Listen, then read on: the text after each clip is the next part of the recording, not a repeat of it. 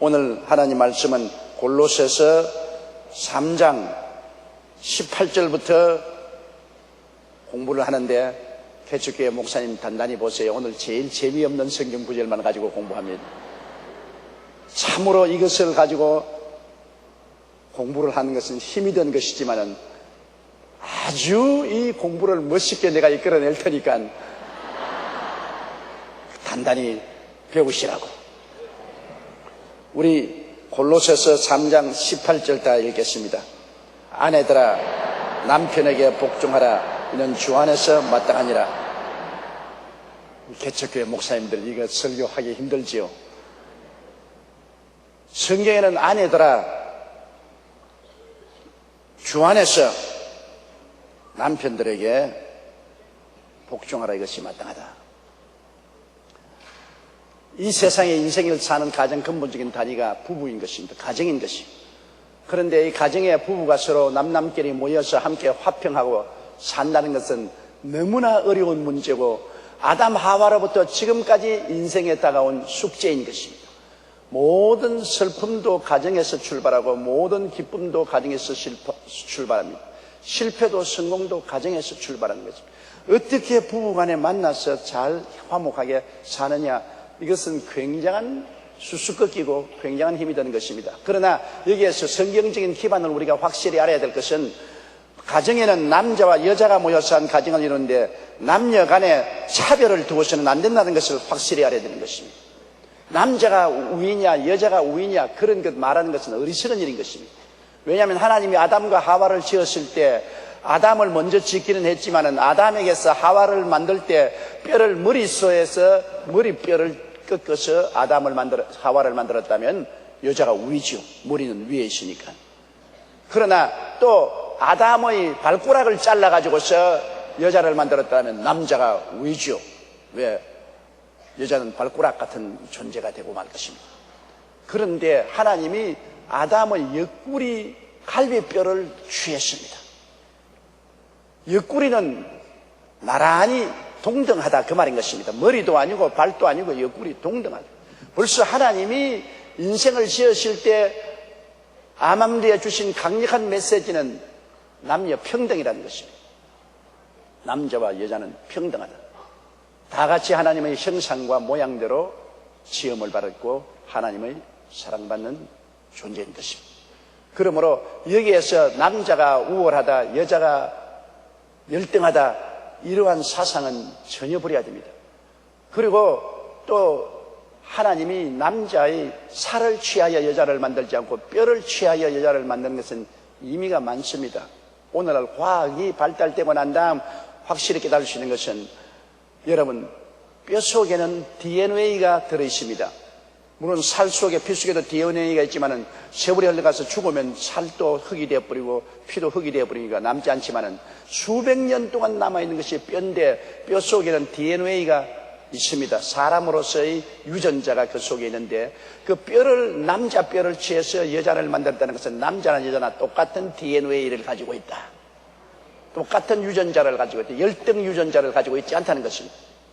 그러므로 뼈는 거짓말하지 않습니다. 남자의 뼈를 취해서 과학적으로 분석해보고 여자의 뼈를 취해서 과학적으로 분석해봐도 똑같은 사람으로서의 DNA를 가지고 있습니다. 돼지뼈가 아닙니다. 소뼈따기도 아닙니다. 개뼈따기도 아니에요. 똑같은 사람의 DNA를 가지고 있습니다. 아주 재미있는 것은 미국의 헌법을 초안한 제퍼슨 씨가 있습니다. 미국 대통령을 역임했습니다. 그런데 제퍼슨의 자손들은 조상 제퍼슨을 굉장히 자랑으로 삼고 해마다 제퍼슨의 고향에 모여서 축제를 가집니다. 그런데 난데없이 흑인 제퍼슨이 나타났어요. 백인들이 제퍼슨을 숭모하고 조상으로서 함께 단합대회를 열고 찬양을 드리는데 흑인 제퍼슨이 나타나서 제퍼슨이 우리 조상도 된다. 함께 우리 헌모회를 가지자. 추모회를 가지자. 백인들이 막 반발했습니다. 우리 조상 제퍼슨은 흑인 자식을 낳은 적이 없다. 그러므로 너희들은 엉터리다. 물러가라. 오랫동안 대결이 되고 서로 알력을 가졌습니다. 그런데 과학이 발달되었으니 흑인들이 그러면 DNA 조사를 해달라. 우리 조상 제퍼슨의 뼈를 취해가지고서 우리의 피와 살에서 취한 DNA와 제퍼슨의 뼈 속에서 취한 DNA가 같은지 과학적인 조사를 해달라고 요청을 했습니다. 만일 뼈가 없었으면 조사 못하지요. 벌써 300년이 넘었는데 살과 피는 다 흙으로 사라졌으니 DNA를 검사할 수 없습니다. 그러나 결국엔 그 고소를 받아서 법정에서 제퍼슨의 무덤을 파헤쳐가지고서 뼈가 있는 것을 뼈에서 취해서 DNA 검사를 했습니다. 뼈는 300년이 되어도 남아있습니까? 놀랍게도 제퍼슨의 뼈에서 취한 DNA를 조사해보니까 흑인들의 가지고 있는 그 후손이라고 주장하는 DNA와 꼭 맞아떨어지는 것입니다. 이거 웬일이냐? 이런 일이냐? 백인들 자손들이 당황을 했습니다.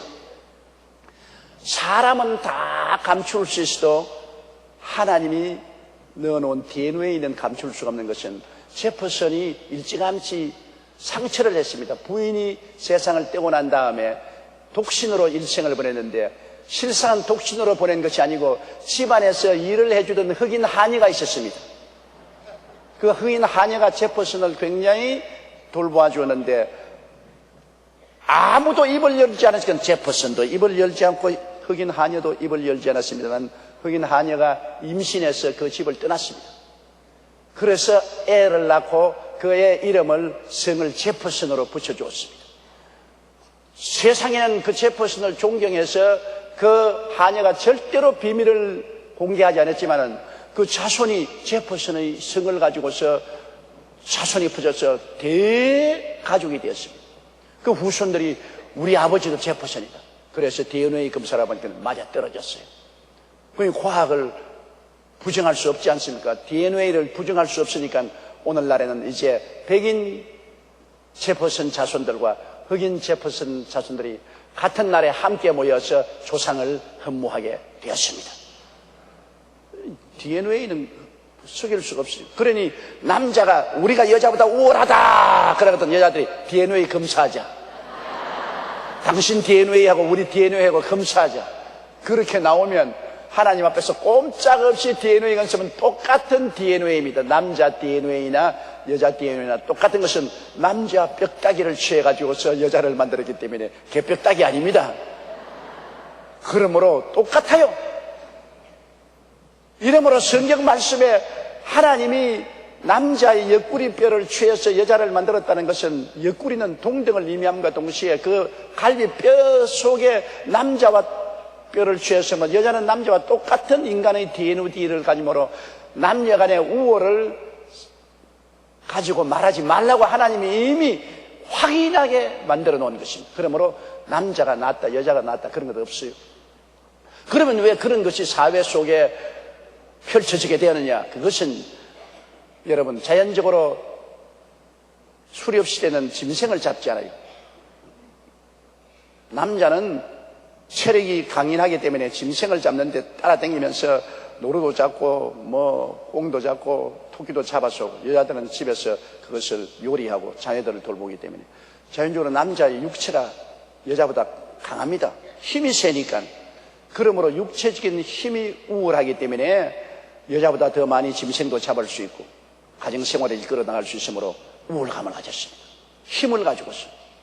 그 다음에 농경시대가 오니까 이제는 밭을 갈아야 되지 않습니까? 그리고 무거운 지게를 걸머쥐어야 되고 나무를 해야 되는데 남자가 여자보다 장골이고 그러니까 더 많이 밭도 일굴 수가 있고 갈 수가 있고 혹시 또 걸머질 수 있고 나무도 해올 수 있으니까 여자보다도 수확을 많이 거두어들이므로 경제적으로 여자보다 더 힘이 있단 말입니다. 돈이 있으니까 여자보다 우월하다.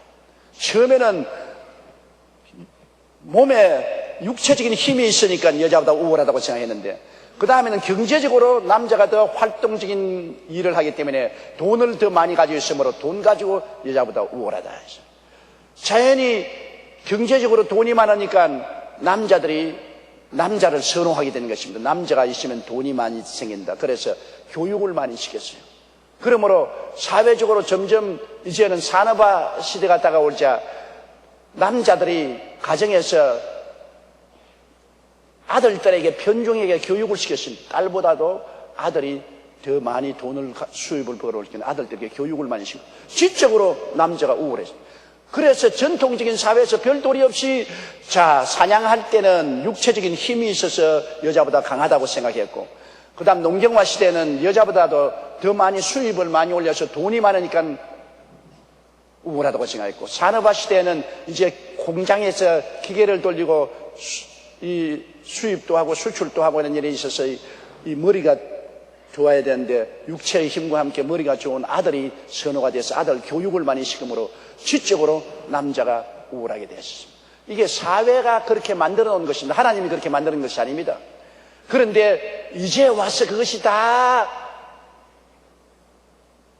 까꿀로 되고 마는 것입니다. 왜냐? 오늘날 시대는 육체의 힘을 가지고 사는 시대가 아닙니다. 이제는 농경시대로 인간의 힘을 가지고서 농사를 짓는 시대가 아닙니다. 이제는 남자만 교육받아서 지적으로 우월하게 되는 시대가 아닙니다. 요사의 시대는 지식사회요, 전자사회입니다. IT 사회니까. 요사에는 무엇인지 힘으로 그냥 인간적인 파워로서 하는 것이 아니라 모든 것이 이제는 손가락까지 하는 것입니다. 여자들도 이제는 농사 짓는 것은 남자와 똑같이 할 수 있어요. 트랙터 운전하니까. 기계가 농사 짓지요. 트랙터 운전해가지고서 기계로가 모두 심고, 트랙터를 가지고 수확도 하고, 탈곡도 하니까, 남자가 여자보다 힘이 있다고 자랑할까 안 보는 것은 힘은 기계가 가지고 있지, 사람이 가지고 있지 않습니다. 그리고 건축 현장에도 높은 크레인 위에 올라가서 건축자재 올려서 짓는 것도 여자들이 크레인 위에 올라가서 크레인 조정 다 합니다. 여자들이 자동차도 운전하지요. 비행기도 조종하지요. 또 컴퓨터는 남자 뺨칠만 침 잘한단 말입니다. 모든 컴퓨터가 오늘날 사회 전반적인 상황을 움직여가는데 그 컴퓨터는 여자들이 손가락 날래게 컴퓨터를 이러기 때문에 오늘날 사회는 이제 남자가 중심이 되는 사회가 끝장이 났습니다. 이제는 여자들이 파워를 가지게 됐어요. 이래서 직장도 남자보다 못할 리도 없고, 교육도 남자보다 못 받을 리도 없고, 돈도 남자보다 적게 가질 리도 없고, 사업도 남자보다 못할 일이 없고, 이제는 남자가 큰 소리 하다가는 한 길로 왔다가 7길로 도망칠 때가 왔습니다. 왜? 집에서 돈 가지고 또 큰 소리 하다가 여자가 아이고 너하고 안 살겠다고 보따리 타면 그뿐입니다. 이러니 이제는 옛날처럼 여자들을 폭력으로 다루는 시대는 지나갔습니다. 고함치고 주먹 흔들고 돈 있다고 나가라고 보따리 들고 나가라고 한 그 시대는 옛날에 호랑이 담배 피울 때 시제. 이제는 큰 소리 할 때가 지나갔습니다. 큰 소리도 할 수가 없고 주먹도 써서는 안 되고, 이제는 돈 있다고 자랑해서도 안 되고, 지금이야말로 부부간의 새로운 인간상을 정립해야 될 것입니다. 오늘날 많은 남편들이 내게 와서 불평을 합니다. 마누라가 너무 세다. 요사이 여성이 파워가 너무 강하다. 그래서 그렇지 않아요. 요사이 마누라가 센 것도 아니고 요사이 여성이 파워가 많은 것도 아닙니다. 왜 그래요? 아담 때부터 여성이 강했다고. 왜냐? 하와가 아담 잡고 흔들었지 않아요. 하나님이 선악과를 먹지 말라고 분명히 말했는데도 하와가 먹자 하니까 하나님보다 하와 말 듣고서 따라가서 먹었으니까. 인간이 왜 타락했어요? 하와 때문에 타락했어요. 하와가 벌써 아담 잡고 흔들었다고. 여자가 왜 세냐? 센 이유가 있어요. 남자는 흙으로 만들었고 여자는 뼈로 만들었습니다.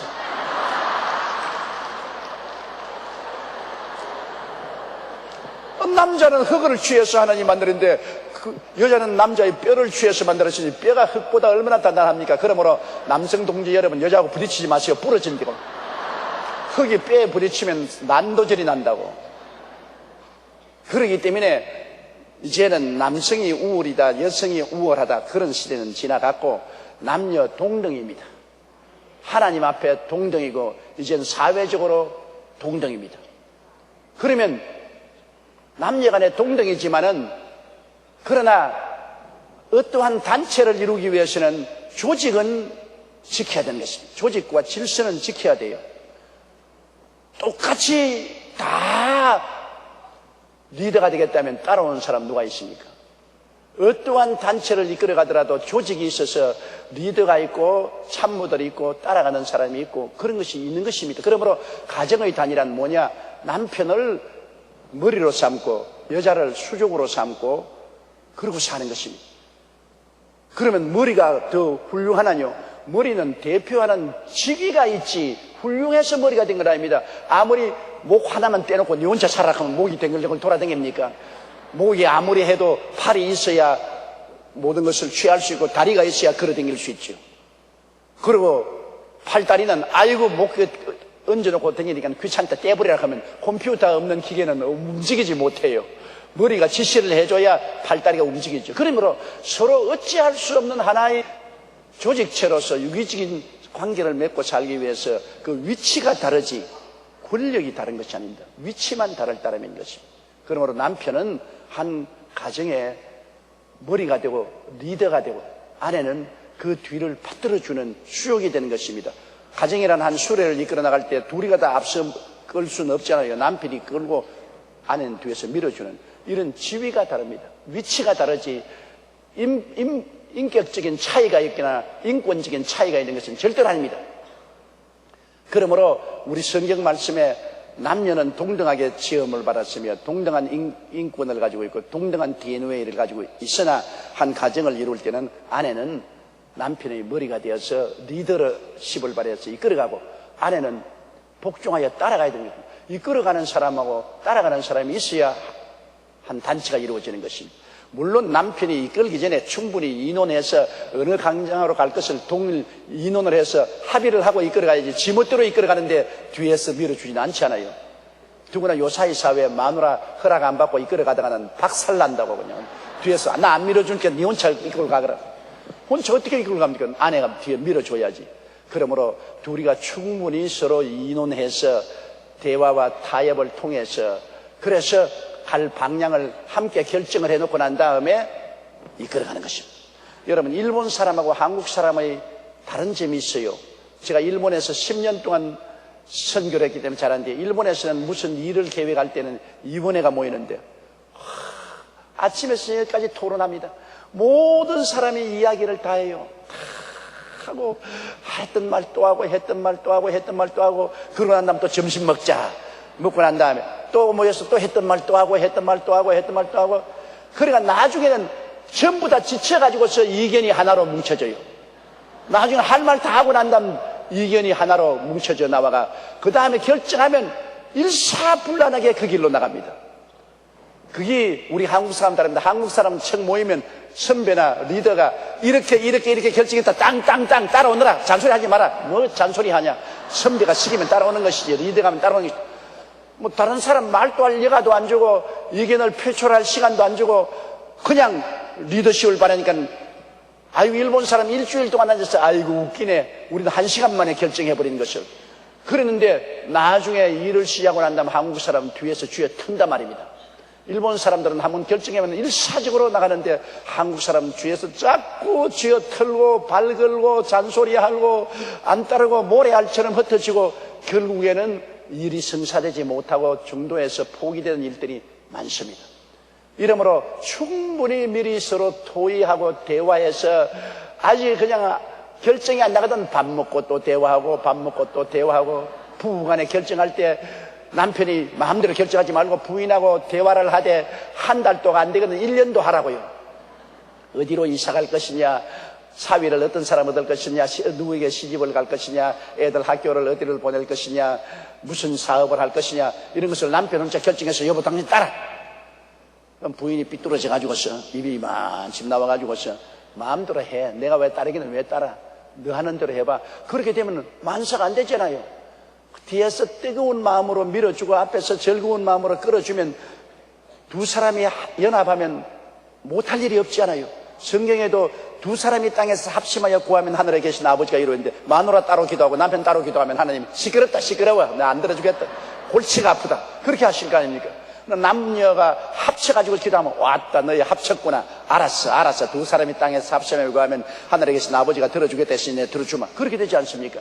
그러므로 충분히 대화를 해야 돼. 남의 말을 들을 줄 알아야 돼. 요사이 가정에 큰 분쟁이 생기는 것은 남편이 일방통로로 말할 때가 많습니다. 남편이 그냥 부인에게 자꾸 말을 하고 그 다음에는 부인이 듣둥 말둥차게 결정하고 앞으로 나가버린 것입니다. 그런데 요사이는 이제 또 남편보다도 오늘 시험 보니까 부인이 말을 많이 한다 그래요. 요사이 가정의 큰 분란은 남편은 별로 말을 안 듣고 부인이 일방적으로 말을 해서 남편이 아니 모개를 흔들고서 집에 안 들어오려고 마누라 잔소리에 시끄러워서 견딜 수가 없다고.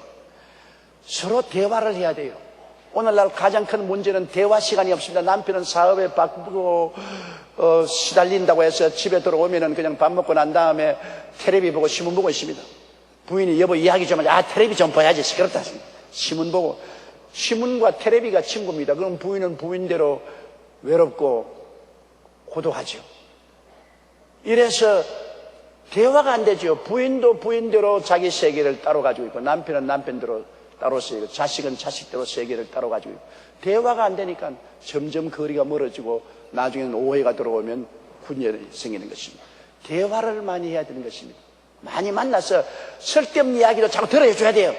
자기에게는 쓸데없어도 상대는 중요하게 생각하니까 그러므로 쓸데없는 이야기하는 것도 자꾸 들어야 돼.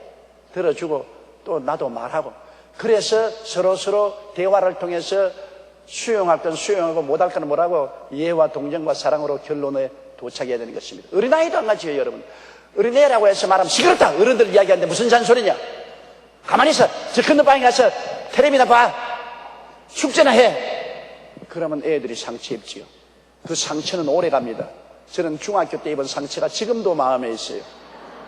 중학교 2학년 때 부산 구라운드에서 야구 시합을 했습니다. 그때 동네 중학하고 부산 상고하고가 어마어마한 라이벌이었었습니다. 우리 대통령 나온 부산 상고 말입니다.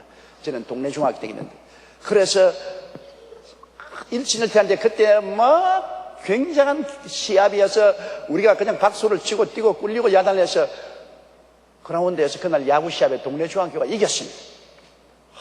그러니 뭐 내가 얼마나 흥분을 해가지고서 부산 대신동에서 범일동까지 걸어왔다고요. 와가지고 집에 오니까 아버님하고 동리 사람 몇 사람 모여서 이야기하기 있는데 그것도 모르고 뛰어들어서 아버지 오늘 야구 시합에 동네 중학이 이겼다고요. 이겼어. 그러면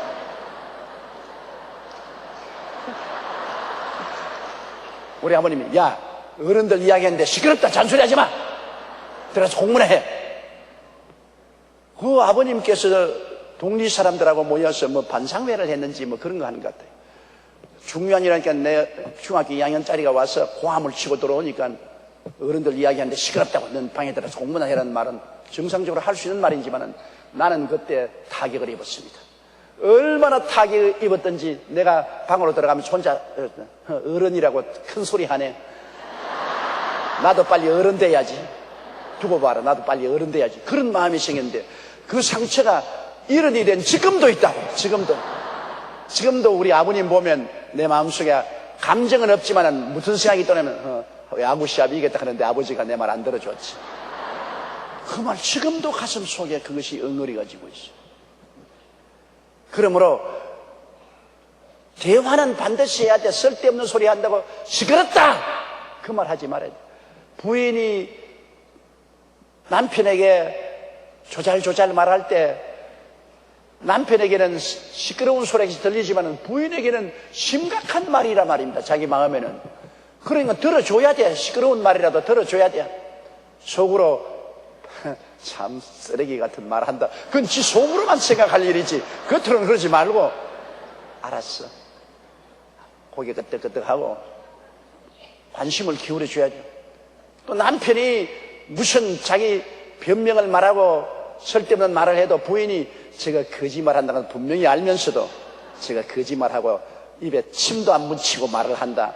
알면서도 거짓말하지 마. 입에 침도 안 묻히고 말을 하네.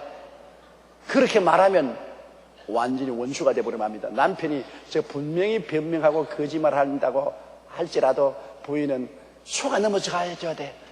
그래요? 그래요? 남편이 되게 거짓말할 때는 코를 만져요. 귀를 만지고. 왜? 자기가 미안하니까 또 발짱 끼고. 그 여자가 얼마나 예민합니까? 보면 알거든. 지금 왜 말을 하면서 코는 왜 자꾸 만지노? 귀 만지고 발짱 끼고 그러면 거짓말하지 않은데 부인이, 그 남편은 그래도 심각하게 부인을 속이려고 계획을 세워가지고서 설득하려고 하는데 이미 거짓말인 줄 다 알아도 그 자리에서 속아 넘어가는 게 좋습니다. 아, 그래요? 그건 내가 오해했네. 당신 늦게 오는 건 나는 왜 늦게 오는지 몰랐는데 일이 그렇게 바빴어요? 친구하고 술 먹는 줄로 나는 오해를 했다고. 아이, 술 먹기는 뭘 술 먹어. 내가 바쁘게 돌아가다가 내가 왔지. 아유, 당신 전화해보니까 다른 여자 전화번호가 있는데 데이트 했는 줄 내가 오해를 했는데 그게 아니고 사업상으로 했다고요? 아, 그걸 내가 오해했지. 무슨 사업상으로 여자하고 전화를 해. 전화번호에서 있으면 데이트 하려고 했지. 그래도 부인은 알아도 그걸 켜불면 박살이 나거든. 아, 그래요? 사업상, 내가 오해했거든. 남편이 내 속에 넘어갔다. 아유, 간이 털렁거려 앉았다. 이제부터 조심해야지. 사람을 변화시키는 것은 이해와 동정과 사랑이 변화시키는 것입니다. 이해와 동정과 사랑, 이것 이외에 절대로 이론을 해서 싸워서 폭력으로는 절대로 상대를 이기지 못합니다. 말로서 상대를 이기면 영원히 원수가 됩니다. 이기지 말아야 돼, 말로서. 더구나 부부간에 부인이 남편을 상대로 해서 말로서 이기면은 남편은 영원히 부인을 떠나갑니다. 졌으니까 고함을 꽥 지르지만은 그건 영원히 떠나가는 것입니다. 말해서 부인에게 이길 남자가 어디 있어요? 원래는 부인이 어느 신경이 남자보다 훨씬 발달되어 있어서 말은 훨씬 남자보다 잘한다고요. 남편이 아내하고 이야기해서 이기는 남자 열에 한 명도 없어요. 그러면 부인 말로서 그 남편을 조잘조잘해서 코너에 몰아넣어가지고서 항복을 받았다고 해서 속에 기뻐하지 마십시오. 말로서 남편을 이기면 실제로 영원히 남편을 잃어버리는 것입니다. 네, 남편이 말에 둔하고 논리에 박약하고 속이도 못할 이론을 하더라도 부인이 다 알지요. 여성의 제 육감이라는 것은 너무나 무섭습니다. 다 알고도 아, 그래요? 아, 나 몰랐어요. 알았어요. 하면 그 남편의 마음이 굉장히 감동을 느낀다고. 야, 잘 속아 넘어가는구나. 우리 마누라 원래 천성이 저렇게 좋다고. 사람이 이해심이 많고 동정심이 많다. 그러나 저런 여자 박대해서는 안 되겠지. 내가 고쳐야 되겠다. 그래서 세월이 흘러가면 달라진다고. 그러나 뭐 조잘조잘 뭐 어때고 어쩌고 어째 내가 이러고 저랬지. 사람을 속여 내가 모를 줄 알아. 눈 감고도 천리를 다 봐. 당신 속을 환하게 들여다봐. 좋다. 네가 천리를 보면 난 말리로 도망치겠다. 말로서 이기지 마세요. 말로서 남편을 굴복시키지도 말고 남편이 말로서 부인을 굴복시키지도 말아야 돼요. 가정에는 이기고 지는 것이 없어요. 남편이 아내를 이기면 찬밥 먹게 되고 아내가 남편을 이기면 빈 월급 봉투 받게 돼요. 이기지 말아야 돼요. 서로 이겨다 소용이 하나도 없어. 남편도 져주고 여자도 져주고. 결혼하고 난 다음에는 가장 좋은 경쟁이 뭐냐? 져주는 경쟁을 하는 것입니다. 부인도 져주면 져줄수록 내 영은 이깁니다. 남편도 부인에게 져주면 져줄수록 이기는 것입니다. 이래야 가정이 화목하게 되죠. 나는 어떤 자매님의 간증을 들었는데 평소에 부부 싸움이 아주 심해서 화를 참지 못하고 뜬 눈으로 밤을 새운 부인이 하루 하나님께 기도하다가 마음에 결심을 했습니다. 안 되겠다. 밤낮으로 말을 다투고 싸워서 끝없이 불행을 가져올 수는 없다. 남편하고 화해를 해야 되겠다. 그래서 종이 쪽지를 내가지고서 남편의 장점을 다 적었습니다. 여보, 당신은 이런 점이 좋고, 아무리 나쁜 놈도 장점은 있거든. 나쁘게 보면 한없이 나쁘지만 또 좋은 점도 있단 말입니다. 좋은 점을 다 적었어요. 그래서 여태까지 내가 당신의 좋은 점을 보지 못하고 늘 시비를 그런 것을 회개합니다. 당신을 존경합니다. 딱 접어 앞에 포켓에다 탁 집어넣고 남편이 출근할 때 몰래 포켓에 넣어줬어요. 그 남편이 출근을 해서 일을 하는데 평소에 부인이 전화를 안 걸었는데 때르르 전화 오는 게 그러니까 아주 간드러진 목소리로 여보 그거든. 그 부인은 그 말할 때 몸에 닭살이 오르는 것을 참고서 하는 거예요. 아니 꼽지만은 여보 너무 과로하지 말고 밥 챙겨 먹고 그렇게 하세요. 이거 웬일이냐? 아이고 웬일은 무슨 웬일이요? 갑자기 당신 생각이 나서 그렇게 하는 거지요. 그러셨다고. 남편 생각에 좋단 말이야.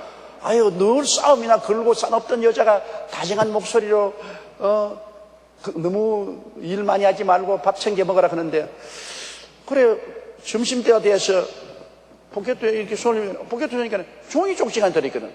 종이 쪽지를 딱 끄집어내니까, 당신은 나와 결혼해서 여태 이런 점이 좋고 이런 점이 좋고 이런 점이 훌륭하고 이런 점이 훌륭하고 정말 당신은 훌륭한 남편인데 내가 그것을 이해하지 못하고 여태까지 당신을 비평한 것은 참 잘못했어. 내가 회개하오. 와, 이거 감동이야, 감동. 이거 정말 참 해가 서쪽에서 돋겠네. 그래서 언제인지 밤늦게 들어가는 사람이 그날은 일찌감치 회사가 끝나자마자 집에 들어가니까 부인이 반갑게 마주해줘서 옷을 받아주는데 안방에 들어가니까 사진 액자를 크게 남편 액자를 하나 만들어서 걸어놓고 그 밑에 우리 남편의 잘난 점하고 쫙 적어놨거든. 뭐 그래서 감동에 감동을 느끼고, 와, 우리 집 사람이 이렇게 좋은 점이 있는 것을 내가 몰랐구나. 여태까지 표독하고 모리하고 아주 나쁜 일한 줄 알았는데 그건 내가 잘못 알았구나. 그 속에 저렇게 봄눈 녹듯이 녹이고 온화하고 착하고 좋은 성품이 있었구나. 그래서 그날 이후로 남편이 부인에게 나 당신 사랑한다는 말을 직접 못하니까 사무실에 가가지고서 부인에게 편지를 썼어요. 나 당신을 얼마나 사랑하고 나도 당신을 오해한 것을 용서해달라고. 부인이 하루 편지를 떼고 받은데 남편에게서 편지가 왔거든. 편지를 뜯어보니까 나 당신에게 민구스러워서 직접 말은 못하지만은 내 당신이 이렇게 훌륭한 줄 몰랐다. 정말 이해 많고 동정심 많고 사랑이 깊은 줄 몰라서 내가 너무나 당신을 푸대접한 것 용서해 주십시오. 내가 잘못했다. 그 남편은 편지를 쓰고 여자는 액자를 붙여놓고 막 모든 오해가 사라지고 그때부터 서로 화목하게 됐어요. 사람이란 것이 여러분 마음의 감성을 가지고서 서로 대결합니다. 더구나 부부간에는 감성적으로 대하기가 쉬우니까 감성적으로 대결하게 되는 것입니다. 이러한 것을 잘 조화를 하면은 살아갈 수 있어요. 여러분 초등학교 때 운동 경기 할 때 발목을 묶어 가지고서 두 사람이 뛰는 경기 있잖아요. 그 발목을 묶어 가지고서 뛰면 한 사람이 잘 뛴다고 해서 지 혼자 뛰면 못 뛰는 사람 자빠지가 끌고 가려고 하면 못 끌고 갑니다. 또 너무 못 걷는다고 해서 낙심해서 뒤로 자빠져 있으면 잘 걷는 사람 소용이 없어요. 저는 시골에서 가을에 운동회 할 때 부부간에 발 묶고 뛰는데 1등 하려고 한 노인 부부가 한 달을 발을 묶고 사는 이야기를 읽어보았습니다. 한 달을 잘 때도 발을 묶고 자고 밤에 남편이 화장실 갈 때는 부인이 따라 일어나서 화장실까지 가야 돼요. 발 묶고 와서. 세수할 때도 발을 묶어서 가고 시장 갈 때도 발 묶어서 가고 한 달을 부부가 발을 묶어서 행동해가지고서 그의 가을 운동회 발묶기 운동회 당연히 1등을 했어요. 한 달 동안 발을 묶어서 조화를 맞춰주니까 하나 둘 하나 둘 하나 둘 조화를 맞추니까 잘 뛰었단 말입니다. 여러분 서로 조화를 맞춰야 돼요. 내 혼자는 안 됩니다. 인생은 더구나 부부는 서로 같이 사는 기 때문에 내 혼자는 안 돼요. 조화를 맞춰서 빨리 뛰는 사람은 부인이 못 뛰면은 슬로우다운해서 그 조화를 맞춰야 되고 부인이 남편이 너무 잘 뛰거들랑 좀 애를 쓰고 힘을 써서 보조를 맞춰줘야 되고 서로 보조를 맞추는 끝없는 노력 가운데 좋은 가정이 이루어지지 노력 안 하면 안 돼요. 재밌죠? 그렇게 해야 돼.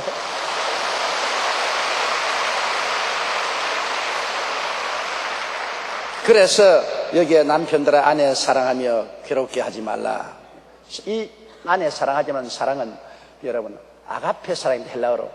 사랑은 한국어로는 그냥 사랑이지만은 헬라어에는 아가페 사랑은 하나님의 사랑이고 필레오 사랑은 친구의 사랑이고 에로스 사랑은 부부간의 이성간의 사랑이고 스톨케 사랑은 부모 자식 간의 사랑. 사랑이 4가지 단어가 있어요. 그런데 여기에 남편들아 아내를 사랑하며 하는 것은 사랑이 아가페 사랑입니다. 하나님의 사랑으로 사랑하라.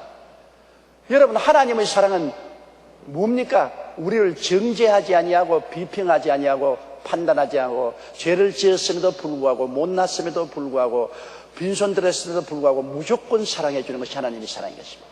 남편들이 아내 사랑할 때 아가페 사랑으로 사랑하라. 요사이 에로스 사랑으로 육적인 부부간의 사랑으로 하면은 이기주의지. 자기 욕심만 채우는 사랑은 그건 사랑이 아닙니다. 아가페 사랑. 하나님이 인생을 사랑하는 그 사랑으로 아내를 사랑하라. 엄청난 주문을 하나님이 한 것입니다. 그러므로 아내가 죄를 지었음에도 불구하고, 못났음에도 불구하고, 부족함에도 불구하고, 빈손 들었음에도 불구하고 무조건 사랑하라. 그리고 괴롭히지 말라. 여러분, 괴롭히는 것은 율법주의적인 남편이 되면 괴롭힙니다. 율법주의적이면 잔소리가 많잖아요.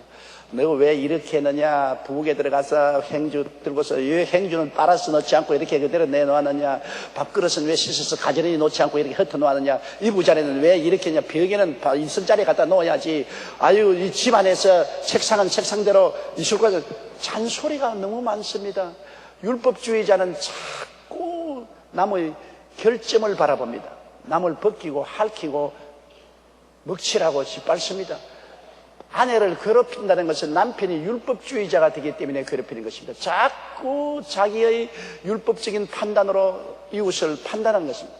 그런데 율법주의가 되지 말고 사랑의 눈으로 보게 되면 막 다 용납하는 것입니다. 막 저러니까 다 인생이 그렇지 않느냐, 같이 이해하고 동정하고 인내하고 살아야 돼요. 마음을 너그럽게 먹고서 사랑을 가지고 괴롭게 하지 말아요. 사람이 괴로움도 하루 이틀이 아니고 계속해서 자꾸 괴롭히면 안 돼요. 남편도 부인을 율법적으로 보지 말고 부인도 남편을 율법적으로 보아서 괴롭히지 마십시오. 말로서 괴롭힌다는 거예요. 잔소리해서 괴롭히고 자꾸 바가지 끌어서 괴롭히면 사람이 괴로우니까 떠나가지요. 편안한 데는 왜 떠나겠습니까? 독수리가 새끼를 키워서 둥지를 다 어지럽게 하고 가시둥지를 만드는 것은 둥지를 떠나가 날아가기 위해서 괴롭히는 것입니다. 가정이 푹신푹신해야지 가시둥지가 되면은 여러분 가정에 있을 수가 없어요. 그 가시둥지가 뭡니까? 말이 가시가 되는 것입니다. 말이 가시가 돼요. 인생은 대화를 말로 하지 않습니까? 남편이 부인에게 가정을 가시둥지로 만들고 부인이 남편을 가시둥지로 만들면은 안 돼요. 더구나 목회자들은 교회를 개척할 때는 부부간에 단합이 돼야 됩니다. 부부간에 힘차게 단합이 되는데 남편 따로 놀고 부인 따로 놀면 개척 안 돼요. 개척할 때는 남편은 앞에서 밀어주고 부인은 기도로서 밀어주고 도와주고 합쳐야 되는데 그것이 여러분 하나님의 사명이니까 해야지, 그거 안 됩니다.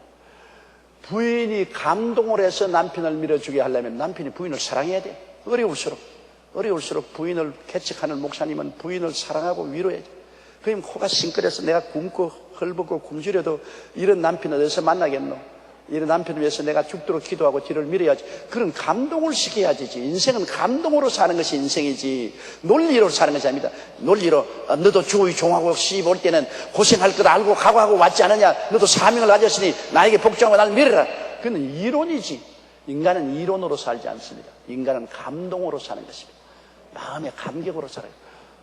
정말 주의 종으로 부름받고 와서도 너무나 괴롭다. 내가 그냥 목사에게 시집 온 걸 후회를 12번도 더 한다. 내 손, 내 눈깔 찔렀지. 내가 뭐 혼자서 그렇게 중얼거린다고. 혼자서 너무나 경제적으로 어렵고 생활이 고통스럽고 남편은 개척한다고 바빠가지고서 새벽 기도에 철야 기도에 뭐 신방에 돌아다니면서 자기의 괴로움은 봐주지도 아니하고, 그렇지 않아요. 또 자식은 자식대로 교육하면 과외도 시켜야지요, 학교에서 부담금도 내라 그러지요, 뭐 또 책도 사달라 그러지요, 컴퓨터도 사달라 그러지요.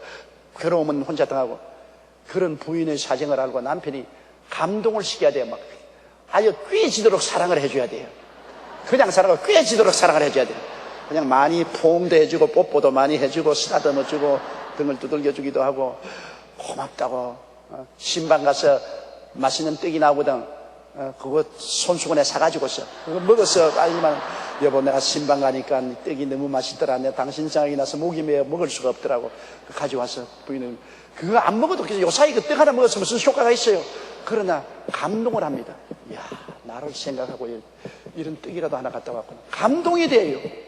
그러면 아유, 이 남편 위해서 내가 죽도록 희생하는 것은 보람이 있다. 같이 인간은 보람으로 사는 것입니다. 그 보람은 감동이 와야 보람이 있는 것입니다. 아무 감동도 안 오는데 의무만 가지고서 열심히 하라고 한다고 해서 의무만 가지고 안 되는 거죠. 마음에 감동되지. 여러분 오늘 개척교회 목사님들 개척의 주관을 해서 모시고 우리 개척위원들이 여러분 밥이라도 한 끼 따뜻하게 잡숫게 하고 그다음 우리 교인들이 박수하는 것, 여러분 왜 그러냐니까 감동받으라고. 개척하는 걸 알아주는구나. 우리 본교에서 당회장을 위시해서 장로님들과 성도들이 우리 알아주는구나. 여러분 옛말에 있습니까? 나를 알아주는 사람을 위해서 목숨을 바치는 말이 있지 않아요? 알아주는구나. 그러면 여러분 감동됩니다. 오늘 내 말 듣고 아이고 그런 목적을 가지고 이해했구나. 그래도 감동이 된다고. 그래도 감동이 돼. 감동이 되면 힘이 생기는 거예요. 그 부인을 감동시키세요. 부인을 감동시키면 부인이 남편과 함께 일할 수 있어요. 그리고 또 부인은 남편이 개척하는데 목숨을 걸고 성공하는지 실패하는지 모르기 때문에 남편은 노심초사합니다. 그런 노심초사하는 남편을 뒤에서 자꾸 바가지 끌고 원망하고 시집 잘못했다고 탄식하고 하면 남편이 그냥 걸어서 완전히 무력환자가 되고 말아요. 그러나 남편에게 따뜻한 용기 한마디 굉장히 도움이 돼요. 못 낳는데도 불구하고 잘났다고 해주십시오. 거짓말한 것 같아도 좋다고. 여보 당신 참 내 보기에는 참 잘났어. 내에게는 과분한 남자야. 에이 뭘. 그러고도 그 우리 앞에 가서는 왜? 자기 잘났다는 여자가 있으니까 좋잖아요. 온천에 여자가 다 많아도 자기를 잘났다고 칭찬하는 사람 마누라밖에 없으니까 자기 잘났다는. 부인들이 대개 남편이 설교를 잘하는데 칭찬을 안 해요. 참 너무나 원통하고도 안타까운 일입니다. 부인이 설교하는데 요사이 초년병 개척교회 전도사 목사가 무슨 설교를 잘하겠어. 앞으로 창목에 발전해야지. 그런데 우리 교회에서 같이 자란 부인이 왜 당신은 조 목사처럼 설교 못해? 당신 설교 들으면 졸음이 와. 나는 당신 좀 설교 잘하기를 원해. 그러면 박살난다고. 그 다음부터는 완전히 자신 다 잃어버린다고. 조 목사하고 어떻게 비교해요? 나는 47년간 목회를 했는데. 비교를 할 수가 없지. 연륜이 다른데. 그러니까 부인이 목사가 설교를 잘못해도 남편마다 오늘 당신 설교하는데 요거 정말 감동적이었어. 한 구절 감동적인 요거 굉장히 내 마음이 찡해. 내 은혜 받았어. 옆에 있는 교인들도 보니까 은혜 받는 것 같더라고. 고개를 끄덕끄덕 하더라고. 당신 소질 있어. 그러면 이야 내가 설교를 잘했구나. 감동이 얼마나 무슨지 압니까? 내 제자 중에 한 사람이 동대문에서 교회 개척을 하는데 부인이 항상 바가지를 들어서 당신 설교 못한다고. 당신 설교 못해서 교회가 안 늘고 설교를 못하기 때문에 졸음이 오고. 그래서 이 사람이 낙심천만인데 하루 내가 9시 예배를 드리고서 3부 예배 올라오기 전에 오는데 이놈이 교회 예배를 안 보고 동대문에서 여기까지 왔더라고요. 그래서 너 오늘 예배를 안 드리고 왜 왔니까 예배 중간 사이에 뛰어왔다고. 왜 그러니까 내가 오늘 일부 설교를 했는데 우리 마누라가 내 설교에 감동을 입었다 그래요. 내가 너무 기뻐서 목사님께 보고하러 왔습니다.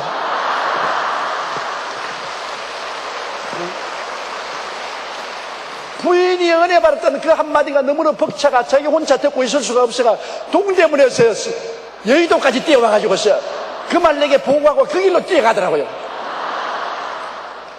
사람의 감동이란 얼마나 무섭습니까? 부인이 한마디 말에 그 사람의 운명이 달라진 것입니다. 그러므로 부인은 오늘 사모님들 데려왔나?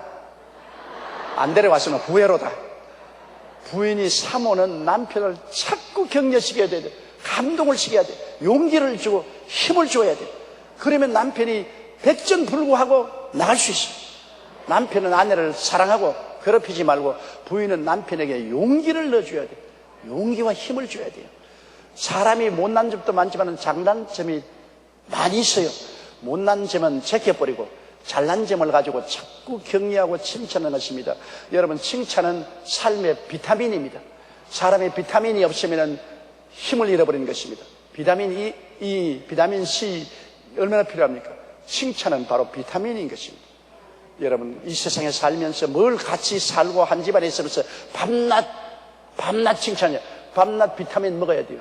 여러분 채소 안 먹으면 비타민 C를 안 먹으면 죽어요. 비타민 E를 안 먹으면 늙어버려요. 밥은 늘 먹지 않아요. 늘 먹는 밥에 특별히 밥, 채소, 영양분 가릴 거 있나? 아무거나 돼지처럼 먹어라. 그러면 병들고 늙고 죽는 거예요. 같이 살고 있으면서도 늘 네 말을 맞대고 서로 알면서도 불구하고 비타민을 공급해야 돼요. 늘 칭찬해야 되고 늘 격려해주는 여러분 되시기를 주님 이름으로 축원합니다. 어이구, 요 한 구절 하다가 보니까 이것도 끝나기 전에 시간 다 가버렸네.